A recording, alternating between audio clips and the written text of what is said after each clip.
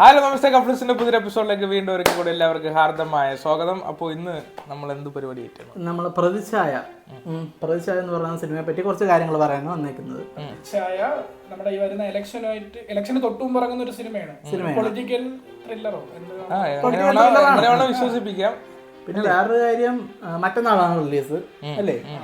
Release നമ്മളെ April 9. പിന്നെ ഇലക്ഷന് തൊട്ടു മുമ്പ് ഇറങ്ങണോണ്ട് ഇത് ആരെ അനുകൂലിക്കുന്നു ആരെ പ്രതികരിക്കുന്നു നമ്മളൊന്ന് കണ്ടറിയണം പടം. ചിലപ്പോ വേറെ ഒരു വശത്തോട്ടായിരിക്കാം ചിലപ്പോ പടം പോകും. അത് തന്നെ ഞാൻ പറഞ്ഞ വെച്ചാൽ നമ്മളിപ്പോ ദുരന്തരം കണ്ടില്ലേ, അതിനകത്ത് കുറെ റിയൽ ഇൻസിഡൻസിനെ വെച്ചുണ്ടാക്കിയ ഒരു ഫിക്ഷണൽ സ്റ്റോറിയാണ് ദുരന്തരം. പക്ഷേ അതുപോലെ തന്നെയാണ് ഇത്. ഇതിനകത്ത് നമ്മൾ പറയുന്ന ക്യാരക്ടേഴ്സും പറയുന്ന സംഭവങ്ങളും ഒക്കെ റിയലാണ്. പക്ഷേ കഥ ഒരു ഫിക്ഷണൽ കഥയായിരിക്കും. പുതിയ ക്യാരക്ടേഴ്സ് വന്ന് അങ്ങനെ നമുക്ക് പലരുമായിട്ട് സാമ്യം തോന്നാം, പല കാര്യങ്ങളുമായിട്ട് സാമ്യം തോന്നാം. നമുക്കൊന്നും കൂടെ ട്രെയിലർ കണ്ടു ഇടയ്ക്കിടയ്ക്ക് നമുക്ക് എവിടെയെങ്കിലും സ്ട്രൈക്ക് ആണെങ്കിൽ നമുക്ക് അതിനെ പറ്റി പറയാം.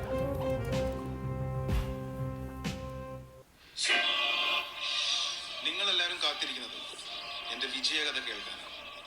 But am I successful? വിജയം ചിലപ്പോൾ നിങ്ങളുടെ ഡെസിഗ്നേഷൻ ടാഗോ പേ പാക്കേജ് ഒക്കെ ആയി ഡിഫൈൻ ചെയ്യപ്പെടാം. പക്ഷെ അത് കണ്ടായിരുന്നോ? അത് നമ്മുടെ ഉമ്മൻചാണ്ടിയുടെ മറ്റേ പഴയ അത് തന്നെ എല്ലായിടത്തും പ്രശ്നം പരിഹരിക്കാൻ വേണ്ടി ഇങ്ങനെ നിവേദനങ്ങളൊക്കെ അതാണ് കാണിച്ചേക്കുന്നത്. നമുക്ക് ആ ഒരു സീൻ കാണുമ്പോൾ നമുക്ക് മനസ്സിലാവും. നമുക്ക് ഈ ബാക്കി കണ്ടു നോക്കാം. ബാക്കി പറയാനുണ്ട്. അത് പാർട്ടിയുടെ പേര് CPN ആണല്ലേ? ഇത്രയും ഡീറ്റെയിലിംഗ് അവർ കൊടുക്കുന്നുണ്ട്. വേണമെങ്കിൽ അവർക്ക് വേറെ എന്തെങ്കിലും പുതിയ ഒരു പേരിട്ടിട്ട് കളർ മാത്രം കാണിക്കാം. പക്ഷേ കൂടുതൽ ആക്യുറസി അവർ കൊണ്ടുവരാൻ നോക്കിയിട്ടുണ്ട്.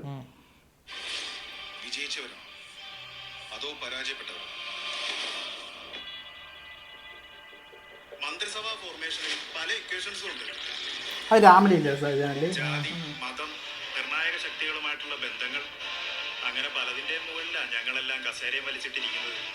മാർക്കറ്റിന്റെ ഡിമാൻഡ് അനുസരിച്ച് ഈ സീന് ഇത് പണ്ട് ഉമ്മൻചാണ്ടി കാറിൽ വന്നപ്പോഴത്തേക്കും പ്രതിഷേധം ഉണ്ടായിട്ടുണ്ട്. കല്ലെടുത്തെറിയലും അങ്ങനത്തെ പുറത്തു നിന്നുള്ള ഈ കമ്മ്യൂണിസ്റ്റുകാർ LDF പ്രവർത്തകർ ആക്രമിച്ചിട്ടുണ്ട്.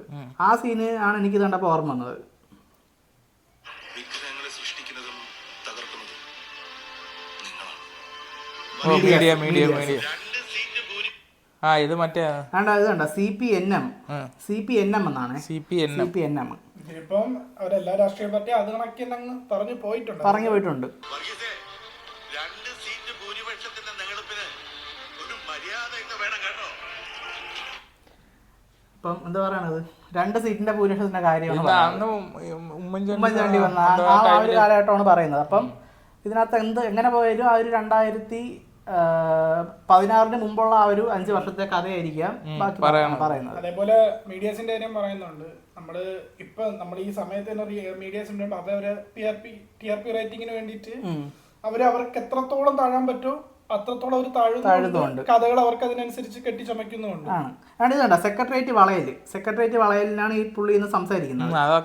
അന്നത്തെ നമുക്കറിയാം സെക്രട്ടേറിയറ്റ് വളഞ്ഞത് എപ്പോഴാണ്, LDF വളഞ്ഞത് എന്തിനാണെന്നൊക്കെ നമുക്ക് ഓർമ്മയുണ്ട്.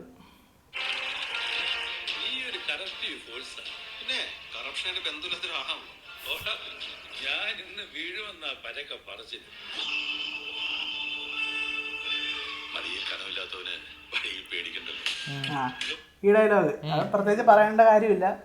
നമ്മുടെ ഇപ്പോഴത്തെ മുഖ്യമന്ത്രി പിണറായി വിജയൻ ഒരു പ്രസംഗത്തിനിടയിൽ പറഞ്ഞ കാര്യമാണ്, മടിയിൽ കനമുള്ളവനെ വഴിയിൽ പേടിക്കണ്ടെന്നുള്ളത്. അത് പിന്നെ നോക്കി സായികുമാറിന്റെ റോളും ഏകദേശം എനിക്ക് ഹരിശ്രീ അശോകന്റെ ഒരു ലുക്ക് കണ്ടിട്ട് കുമ്മന ശേഖരന്റെ ഒരു ഉണ്ട്. അല്ല, ഈ എന്തായാലും 2 പാർട്ടി വന്നാണ്, മൂന്നാമത് ഒരാളും കൂടെ കാണേണ്ടതാണ്. എനിക്കറിയത്തില്ല, ഞാൻ താടിയും ആ ഒരു ലുക്കും കണ്ടിട്ട് പറഞ്ഞതാണ്. എനിക്ക് തോന്നണത് കോൺഗ്രസിന്റെ എന്തോ ഒരു ആയിരിക്കാം.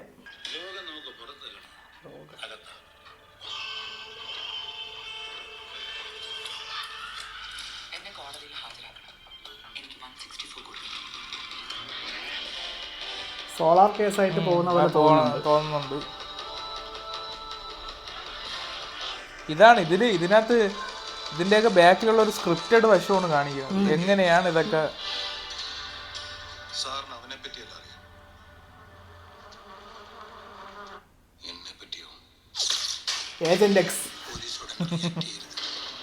ചാനലും സോഷ്യൽ മീഡിയയും എമ്പുരാൻ കണക്കാവും.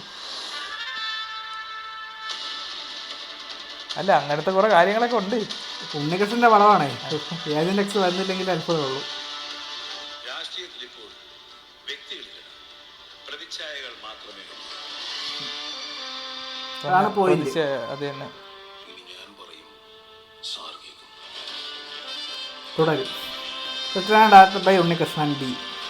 പക്ഷെ എനിക്ക് ഒരു കാര്യത്തിൽ ഇതുണ്ട്, എമ്പുരാനിലൊക്കെ പറയും കണക്ക് സംഭവം കേരളത്തിൽ നടക്കുന്ന ഒരു ചെറിയ കാര്യങ്ങളാണെങ്കിൽ ഇത് അവിടെ നിന്നായിരിക്കും നമ്മൾ വിചാരിക്കാത്ത ശക്തികളായിരിക്കും ഇതിന്റെയൊക്കെ ബാക്കില്.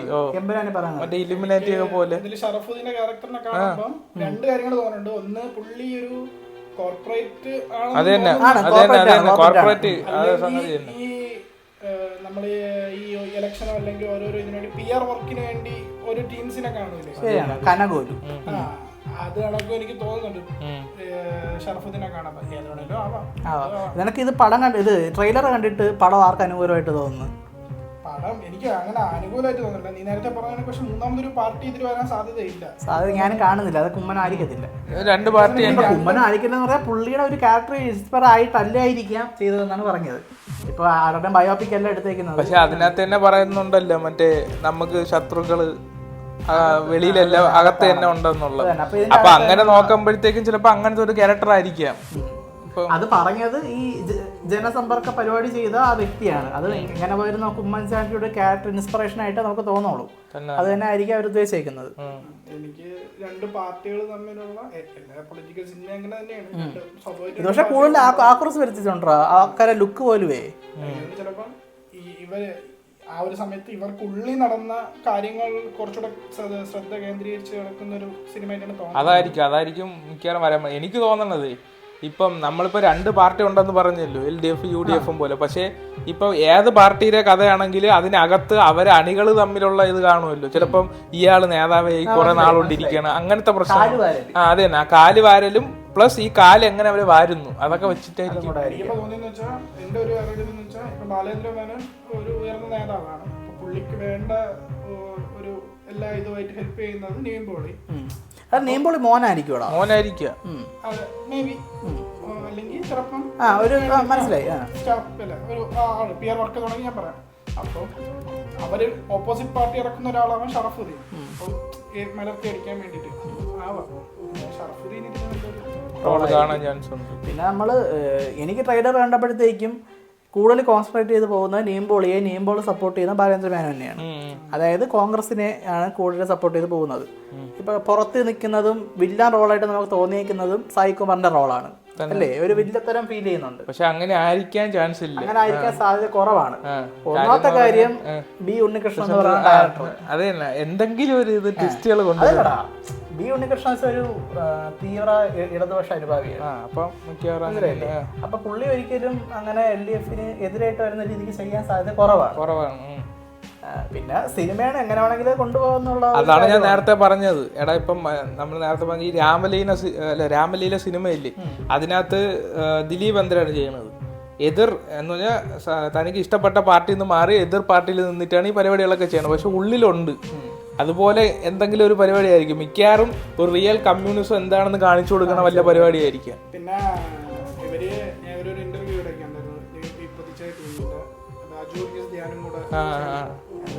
അവര് പറയുന്നത് അവർ ഈ സമയത്ത് ഈ പടം ഇറക്കുന്നതിൽ ഇലക്ഷനായിട്ടൊരു ബന്ധമില്ല. അവർ അതിനൊക്കെ മുമ്പേ ഷൂട്ട് ചെയ്ത പടമാണ്. സ്വാഭാവികമായിട്ടും അവര് അവര് ഇറക്കുന്ന സമയത്ത് ഇലക്ഷൻ ആക്സിഡന്റിലാണെന്നാണ് അവർ പറയുന്നത്. അത് നിനക്ക് തോന്നണുണ്ടോ അത് ശരിയായിരിക്കുമെന്ന്? അല്ല, എപ്പോ എടുത്തതായാലും കഥ അവർക്ക് അറിയാമല്ലോ. അപ്പം എപ്പോ ഇറക്കണോന്ന് അവർക്ക് തീരുമാനിക്കാം. അതുകൊണ്ട് ഇത് പറ്റിയ എല്ലാത്തിനുള്ള മറുപടി മറ്റന്നാൾ അറിയാം. സിനിമ എങ്ങോട്ടാണ് പോകുന്നത്, ആരെങ്കിലും അനുകൂലിക്കുന്നുണ്ടോ പ്രതികൂലിക്കുന്നുണ്ടോ, അതോ ജസ്റ്റ് ഒരു പാർട്ടിയുടെ പേര് വെറുതെ കാണിക്കുന്നതാണോ എന്നൊക്കെ മറ്റന്നാൾ അറിയാം. എന്തായാലും അതിന്റെ റിവ്യൂസ് ഒക്കെ ആയിട്ട് നമ്മൾ വരുമല്ലേ.